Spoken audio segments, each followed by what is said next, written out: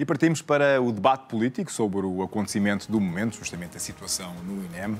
Temos como convidados três deputados que passo a apresentar: o deputado Francisco Sousa Vieira, do PSD, a deputada Joana Cordeiro, da Iniciativa Liberal, e a deputada Rita Matias, do Chega. Bem-vindos, muito obrigado pela vossa disponibilidade. Deputada Rita Matias, eu acabei de ouvir o deputado Francisco Sousa Vieira e tenho mesmo de lhe perguntar se demitir esta ministra é perder a oportunidade histórica de ter uma ministra com este currículo e com esta, enfim, com esta prestação de contas ao serviço da nação. Antes de mais, boa noite a todos. Dizer que ao dia de hoje, a esta hora, parece-me cada vez mais difícil dizermos que esta Ministra da Saúde tem currículo. Se calhar começa mesmo a ter cadastro, porque de facto somam-se mortes que de facto ainda estão para ser apuradas, mas que as famílias enlutadas não ficam minimamente satisfeitas ou tranquilizadas com as palavras em tom doce da Sra. Ministra hoje no Parlamento, endereçando condolências e dizendo que assume responsabilidades. As famílias não querem responsabilidades. As responsabilidades e as palavras da Sra. Ministra não trazem de volta as vidas que foram perdidas. Naturalmente, que nem que a Sra. Ministra se disponibilizasse com o seu Ministério a prestar qualquer tipo de indenizações, isto não ia tranquilizar as famílias, não traz de volta um ente querido que perdemos, mas nesta hora é preciso mais. Mas a decisão da Ministra também não traz de volta nenhum ente querido. Sem dúvida, mas perceber que este caso do INEM não é caso único. Nós já demos todos o benefício da dúvida à Sra. Ministra com o tema das urgências obstétricas, digo, e com o tal plano de verão que acabou por não correr bem. E todos compreendemos que a Sra. Ministra herdou um cadáver quase. O Serviço Nacional de Saúde, a forma como os serviços de urgência e de resposta imediata e de emergência estão pensados, estão em falência há muito tempo, não é de agora, e portanto a Sra. Ministra herdou de facto uma das pastas mais complicadas. Mas, a par da Ministra da Administração Interna, revela-se cada vez mais o calcanhar daqueles do governo. São os tais ativos tóxicos que o Chega considera estarem no governo. Começam a ser ativos tóxicos pela incapacidade de resposta que têm. É inconcebível que uma greve que foi convocada com 20 dias de antecedência, que a Ministra terá recebido a informação, mas depois diz que não teve conhecimento, portanto isto é muito estranho. Alguém está a mentir. Eu não quero acreditar que seja um sindicato de trabalhadores que, independentemente de agora começar a ter cada vez mais pressão na opinião pública, são cada vez mais os comentários a responsabilizar os trabalhadores. É preciso dizer que estas pessoas convocaram greves às horas extraordinárias, portanto nós estamos a recorrer a horas extraordinárias que não são pagas, de pessoas que ganham 920 euros por mês, portanto não é uma enormidade. Este é o salário base dos técnicos de emergência pré-hospitalar, que estão exauridos, estão esgotados e que de facto, se fizerem algo elementar que todos nós temos direito, que é fazer uma greve, começam a colocar em causa a vida e o bem-estar de cidadãos. E, portanto, se calhar já devíamos ter ouvido há mais tempo as suas justas reivindicações, não devíamos ter esperado até este momento para percebermos que é dramático e que da vida destas pessoas dependem outras vidas. Portanto, deveríamos ter feito mais, esta Ministra devia ter feito mais e não ficamos descansados com o anúncio de uma negociação de tabelas salariais a 22 de novembro, conforme temos agora a data em cima da mesa, e, acima de tudo, temos receio, porque a última vez que vimos uma ministra negociar tabelas salariais, neste caso, volta à Ministra da Administração Interna, com forças de segurança, depois tínhamos um primeiro-ministro que desautorizava uma ministra e dizia nem mais um cêntimo. E, portanto, é hora de perguntarmos ao Sr. Primeiro-Ministro como é que vai ser? Vai ser também nem mais um cêntimo para estes técnicos de emergência pré-hospitalar? Estas questões têm que estar em cima da mesa.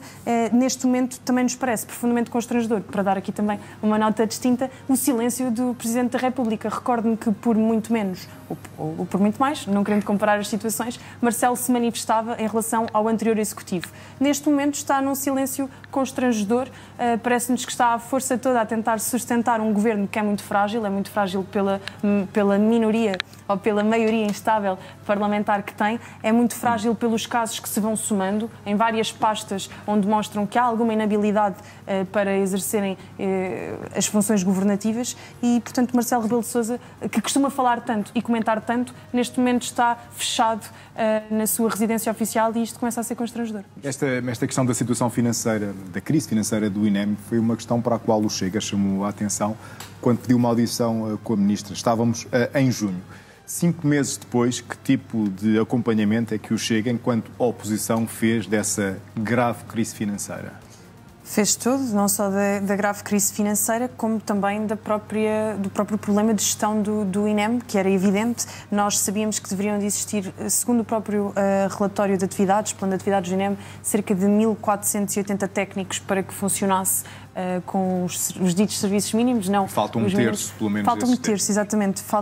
Contamos com cerca de 800 técnicos em funcionamento, portanto há cerca de 680 em falha, e por isto mesmo o Chega já tinha chamado também o Presidente do INEM ao Parlamento, um requerimento que foi aprovado na Comissão de Saúde e que mais pertinente se torna agora também, sobretudo com as notícias que estão a ser tornadas públicas, porque de facto o INEM só convocou os serviços mínimos para a greve 3 minutos antes do final do último turno. E, portanto, é impensável garantirmos a existência destes serviços quando eles só são chamados por e-mail 3 minutos antes do turno começar.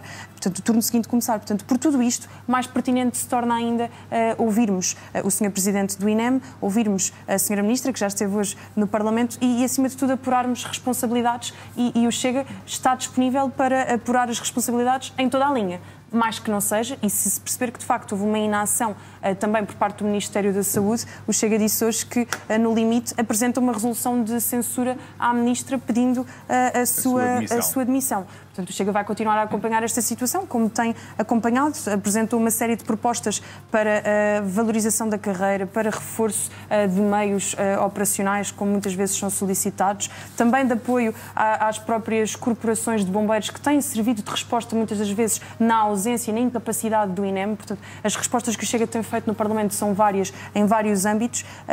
Agora, independentemente do momento que vivemos, também é preciso dizer ao Governo, a direita não está habituada a governar há muito tempo e há aqui alguma inexperiência também na gestão deste caso em particular.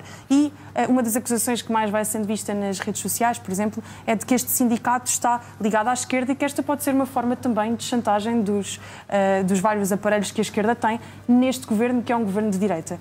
Mas nós temos que estar preparados para estas eventualidades. Não conheço este sindicato em particular, nem quero trazer uma anátema sobre estes técnicos que têm todo o direito a manifestar-se, independentemente da sua ideologia de esquerda ou de direita. Mas sabemos, nós de direita, que de facto a esquerda tem uma presença diferente na rua, que tem um associativismo diferente e nós próprios também temos que antever certas coisas. E, portanto, se nos chega uma notificação ao Ministério de que eventualmente vai existir uma greve em 20 dias, não podemos ignorar ou assobiar para o lado e deixar passar, e depois, de repente, quando começamos a receber chamadas, já morreu uma pessoa, já morreram 2, já morreram 3, é que acordamos para a vida e chamamos as pessoas em questão à responsabilidade. Portanto, seja o Presidente do INEM, seja a Sra. Ministra, nós estamos disponíveis a ir até às últimas consequências para apurar responsabilidades e depois também com propostas concretas para melhorar a situação daqui para a frente. Agradeço aos três a vossa participação neste nosso jornal. Muito obrigado e muito boa noite.